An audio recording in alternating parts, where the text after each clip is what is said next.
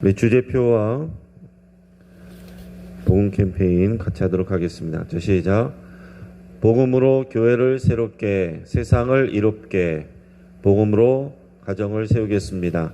복음으로 전도하고 선교하겠습니다. 복음으로 세상을 섬기겠습니다. 아멘. 이번 주 묵상 말씀 사무엘상 7장 12절 말씀입니다. 우리 세 번 같이 읽겠습니다.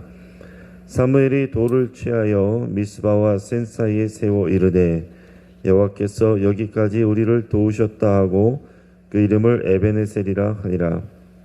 사무엘이 돌을 취하여 미스바와 센 사이에 세워 이르되 여호와께서 여기까지 우리를 도우셨다 하고 그 이름을 에베네셀이라 하니라. 사무엘이 돌을 취하여 미스바와 센 사이에 세워 이르되 여호와께서 여기까지 우리를 도우셨다 하고 그 이름을 에베네셀이라 하니라. 아멘. 하나님께서 오늘 우리에게 주시는 말씀은 사무엘상 10장 17절에서 27절까지의 말씀입니다. 자, 오늘 본문을 통해서 사울이 왕이 되다 라는 제목으로 말씀의 은혜를 같이 나누겠습니다.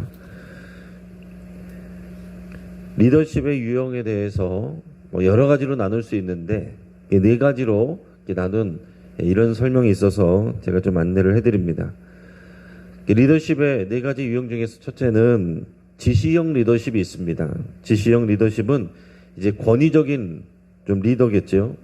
이렇게 해라, 저렇게 해라, 지시하는, 일방적으로 지시를 내리는 이런 권위적인 유형의 리더가 있습니다.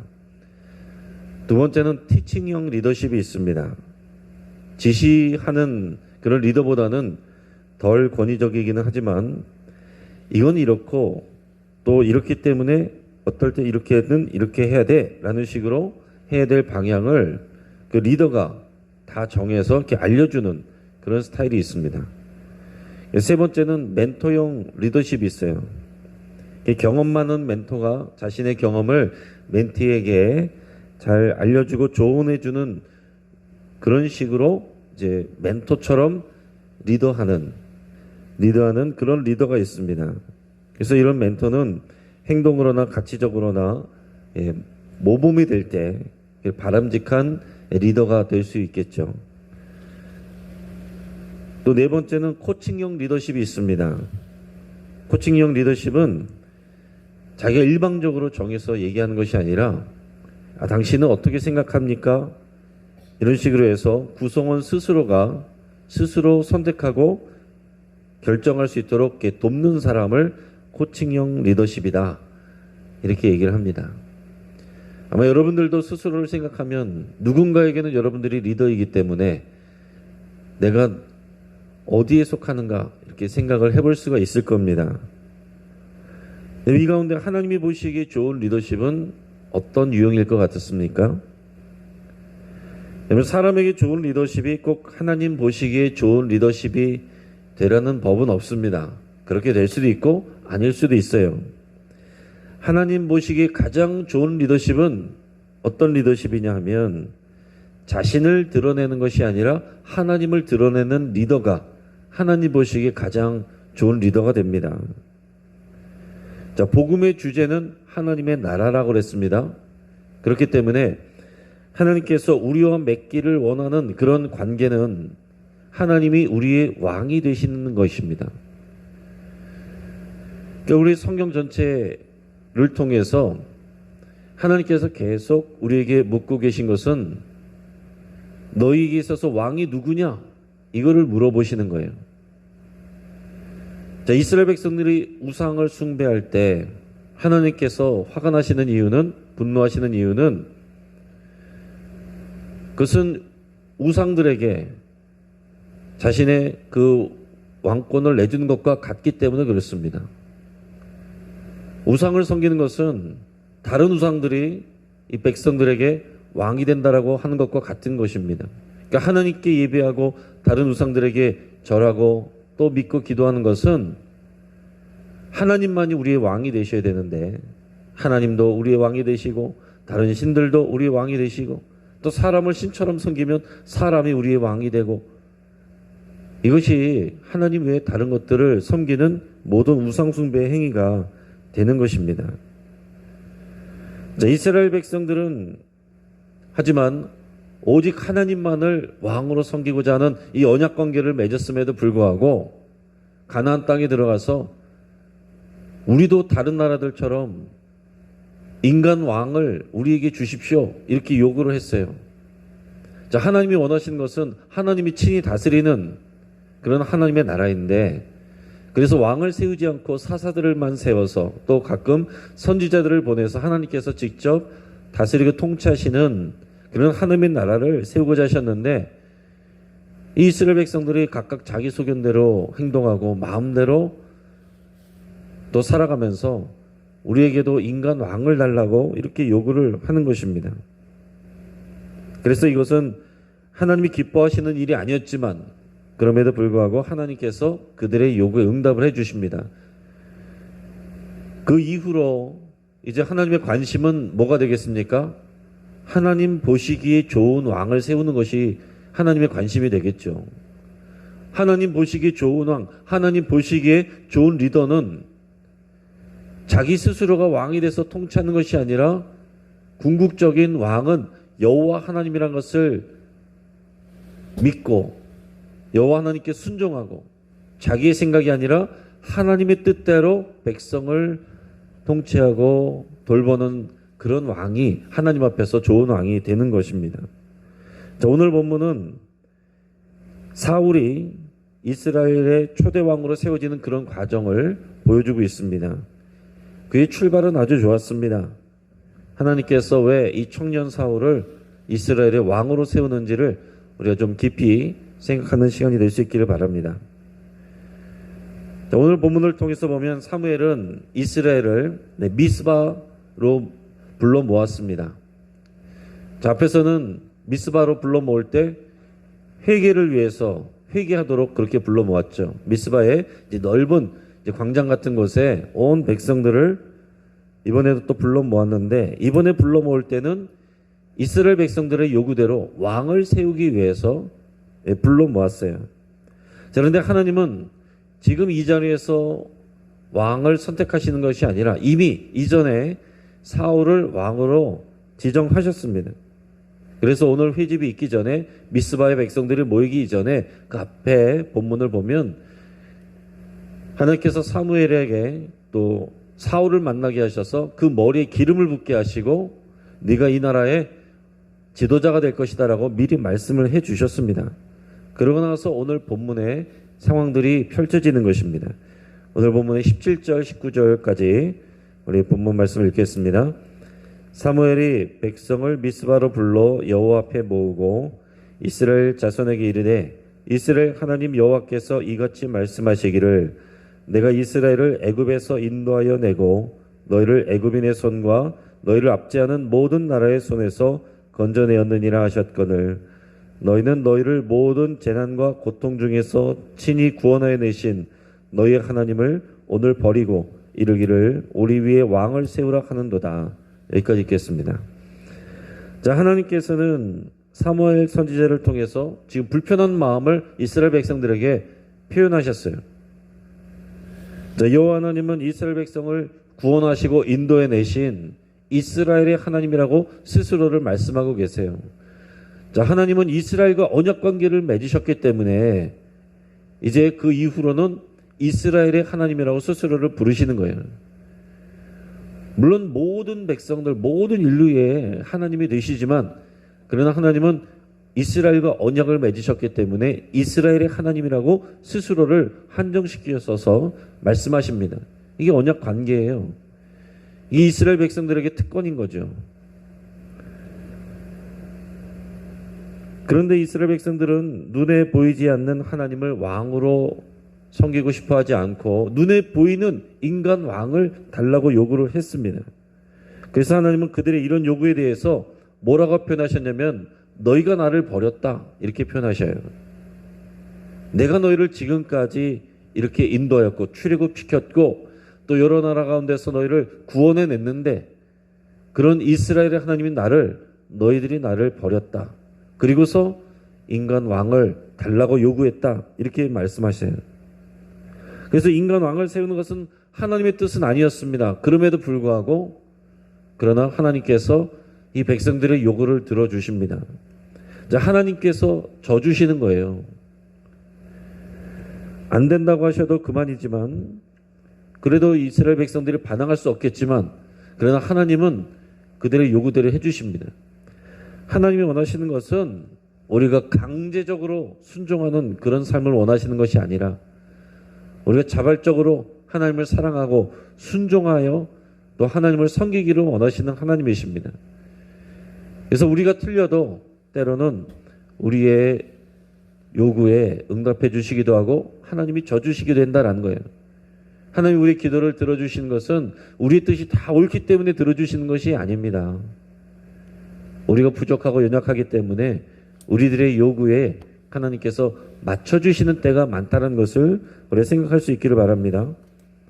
그래서 우리는 하나님의 백성들을 돌보는 리더는 이런 하나님의 마음을 알고 헤아릴 수 있어야 됩니다. 그것을 우리는 알고 있어야 돼요. 그래서 하나님 보시기에 좋은 리더는 자기 자신이 아니라 진정한 왕은 하나님이라는 것을 인정하고 고백하고 자기가 하고 싶은 대로가 아니라 하나님의 뜻에 순종해서 하나님의 백성들을 돌볼 수 있는 그런 자여야 됩니다. 그래서 교회의 목회자는 자기 하고 싶은 것을 마음대로 하는 사람들이 아니에요. 교회 중직자들은 내가 하고 싶은 것을 하는 내 꿈을 펼치는 사람들이 아닙니다. 오직 하나님이 왕이신 것을 믿고 고백하고 하나님의 뜻이 무엇인지를 배워서 하나님의 뜻을 실현해내는 사람들이 자기 자신을 드러내고 자기의 이름을 높이는 것이 아니라 오직 하나님의 이름을 드러내고 하나님의 뜻을 드러내는 사람이 하나님이 세우시는 리더인 것입니다. 목회자와 모든 중직자, 모든 리더들은 절대로 이것을 잊어버리면 안 되겠습니다. 자, 사무엘 선지자는 백성들을 모으고 이제 제비뽑기를 시작을 했습니다. 제비뽑기는 전통적으로 하나님의 뜻을 구하는 그런 방법이죠. 자, 우리가 중요한 것은 뭡니까? 사람들에게 인기 있는, 사람들이 원하는 그런 리더를 뽑는 게 아니라 하나님이 원하시는 리더를 뽑는다는 거예요. 사람들이 좋아하는 리더가 꼭 하나님이 좋아하시는 리더일 수는 없습니다. 다를 수도 있어요. 같을 수도 있지만 다를 수도 있어요. 그러나 다른 경우가 더 많겠죠. 사람들에게 인기 있는 사람보다 하나님께 더 잘하는 사람은 때로는 사람들의 마음보다 사람들의 요구보다 하나님의 뜻에 더 순종하여서 그것을 실행하기 때문에 때로는 마음이 부딪힐 수도 있어요. 그러나 하나님 보시기에 합당한 리더는 하나님이 기뻐하시는 리더, 하나님의 뜻을 순종하는 리더입니다. 그래서 여기서는 지금 투표로 해서 뽑는 것이 아니라 제비뽑기를 통해서 과연 하나님이 원하시는 그 왕이 누구냐? 하나님이 왕으로 삼고자 하나님이 선택하시는 자가 누구냐? 그것을 알기 위해서 제비뽑기를 하는 것입니다. 우리 19절 하반절에서부터 24절까지 말씀을 우리 같이 읽겠습니다.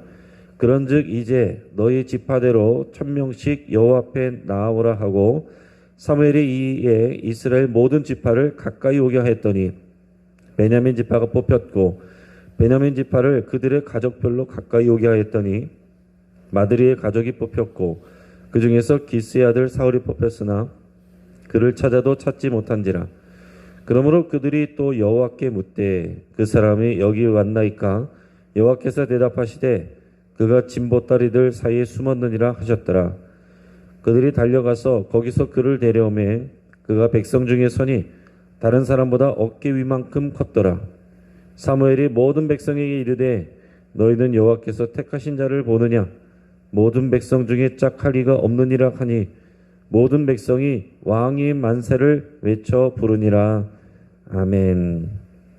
자, 제비를 뽑는 순서는 12지파 중에서 먼저 지파를 뽑고 그 지파 중에서 여러 이제 대가족들이 있는데 그 대가족이 하나를 뽑고 그 중에서 한 가문을 뽑는 것입니다. 그래서 제비를 뽑았더니 먼저 베냐민 지파가 뽑혔고 그 중에서 마드리의 가족이 뽑혔고 그 중에서 또 기스의 가문이 뽑혔습니다. 그래서 기스의 아들 사울이 선택이 됐어요. 자, 그런데 문제는 사울이 보이지 않습니다. 그래서 사람들이 두루 찾다가 하나님께 여쭤봤어요. 그 사람이 여기 왔습니까? 지금 뭐 한두 명 모여 있는 것이 아니겠죠.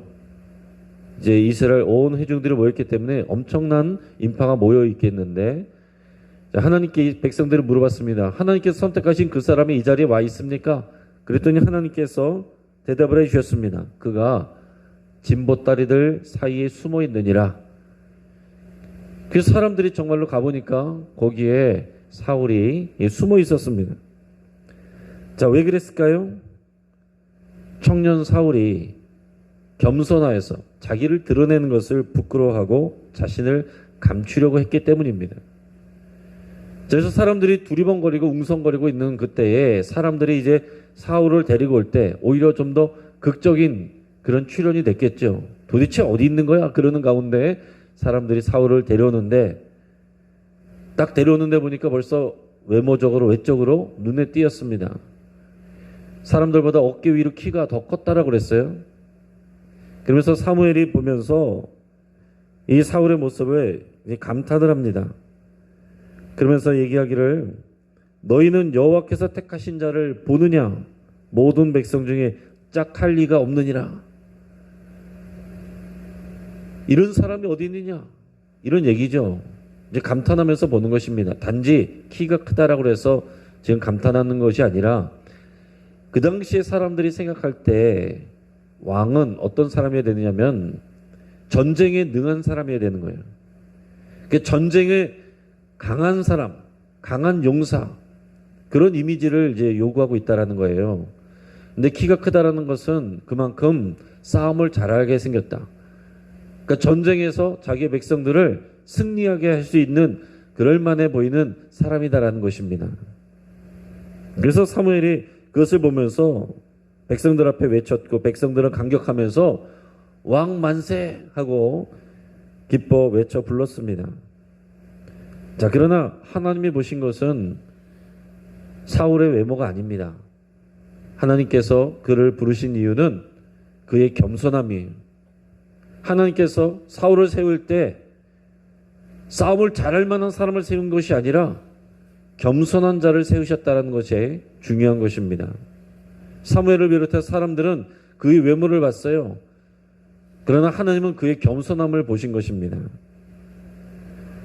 자신을 드러내고 자랑하는 것이 아니라 자신을 감추고 자기를 스스로를 낮추는 그런 태도가 하나님께서 사울을 선택한 이유다라는 것입니다. 이것은 지금도 마찬가지예요.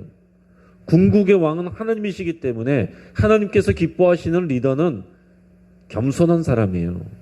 언제까지나 자기 자신을 낮추고 감추고 하나님을 드러내는 그런 사람이 하나님께서 기뻐하시는 리더라는 것입니다.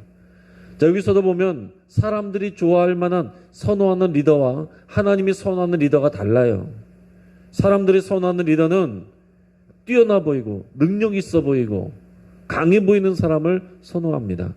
그러나 하나님은 더 연약해 보이고 겸손하고 자기 자신을 감추는 그런 사람을 기뻐하신다라는 거죠. 하나님은 사울을 왕으로 세우실 때 겸손한 자를 세우셨다는 것을 여러분 우리가 꼭 기억할 수 있기를 바랍니다. 지금 우리도 마찬가지예요. 하나님과 사람들 앞에서 철저하게 겸손한 사람을 하나님께서 사용하십니다. 그래서 겸손이 존귀의 앞잡이가 되는 것이고 교만은 패망의 선봉이 되는 거예요.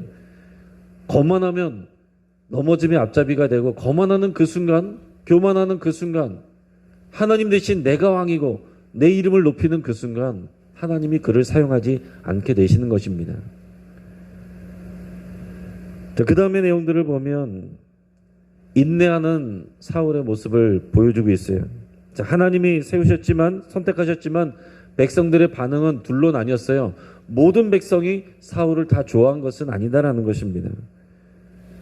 백성들 가운데는 사울을 보면서 멸시하고 인정하지 않는 자들도 있었습니다. 25절에서 27절까지 말씀을 우리 같이 읽겠습니다. 사무엘이 나라의 제도를 백성에게 말하고 책에 기록하여 여호와 앞에 두고 모든 백성을 각기 집으로 보내매 사울도 기브와 자기 집으로 갈 때에 마음이 하나님께 감동된 유력한 자들과 함께 갔느니라. 어떤 불량배는 이르되 이 사람이 어떻게 우리를 구원하겠느냐 하고 멸시하며 예물을 바치지 아니했으나 그는 잠잠하였더라. 아멘.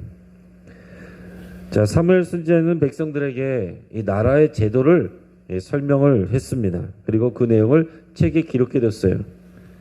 그러고 나서 이제 백성들로 하여금 각기 집으로 돌아가게 했습니다. 사울은 자기의 집이 있는 기브아로 돌아가게 되는데, 사울이 돌아가게 될 때 이제 혼자 가는 것이 아니라 이제는 왕이 됐기 때문에 오늘 성경에 보면 하나님께 감동된 유력한 자들이 사울과 함께 갔다라고 되어 있어요. 자, 하나님께 감동된 자, 그러니까 하나님의 선택하신 자라는 것을 알고 이제 하나님의 그 뜻을 헤아리고 이제 이 왕으로 세우신 이 사람을 우리가 둬야 되겠다라고 생각하는 그 하나님의 감동을 받은 유력한 자들, 재력이 있고 권력이 있는 이런 지역의 이런 지도자들이 사울에게 따라 붙었습니다. 근데 그런 조력자만 있는 것은 아니었어요. 자, 하나님께서 어떤 공동체든지 리더를 세우시면 리더 혼자서 모든 일을 해낼 수 있는 사람은 없습니다. 반드시 조력자가 있어야 돼요. 이것은 하나님께서 만드시는 역사의 원리예요. 그렇기 때문에 우리는 어떤 리더를 뽑느냐도 중요하지만 우리가 어떤 조력자가 되느냐, 이게 더 중요합니다. 자, 그런데 어떤 이들은 사울을 보면서 이 사람이 어떻게 우리를 구원하겠느냐 하면서 그를 멸시했다라고 기록하고 있습니다. 여러분, 어느 공동체든지 다 그 리더를 좋아할 수는 없고 다 따를 수는 없어요. 자, 예수님도 그를 반대하는 사람들이 있었고 결국 반대하는 사람들의 손에 예수님께서 십자가에 달리게 되셨고 12명의 제자 안에서도 예수님께 실명하고 반대하는 그런 배신자가 나오지 않았습니까? 여러분, 더 나아가서 우리 하나님도 보십시오. 우리 여호와 하나님도 하나님이신데, 하나님은 틀림이 없으신데도 불구하고 하나님의 백성들이 다 좋아하는 게 아니잖아요. 하나님이 하시는 일들을 다 기뻐하는 게 아니잖아요. 하나님의 명령에 순종하지 않고 그래도 우리는 왕을 주십시오, 눈에 보이는 인간 왕을 주십시오, 하나님의 마음이 상했잖아요.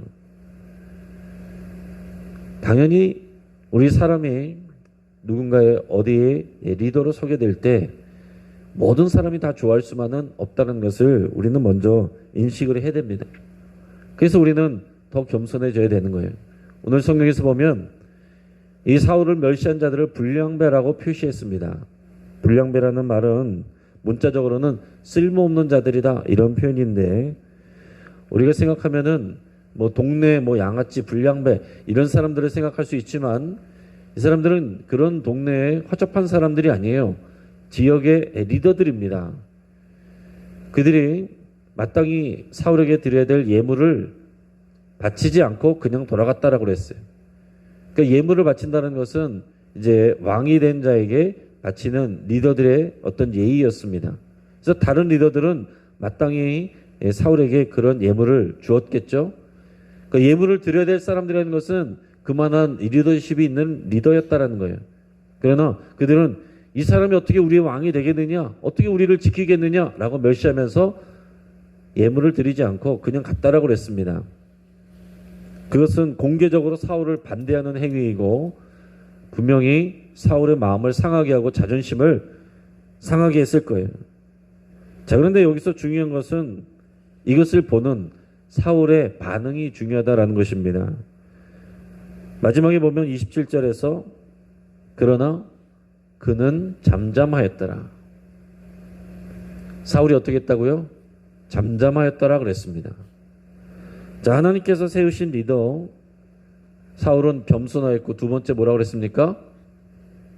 자기의 감정을 쉽게 표출하지 않고 잠잠하였더라, 인내하는 사람이었다라는 거예요. 좋은 리더는 자신의 감정을 쉽게 노출하지 않는 사람이어야 됩니다.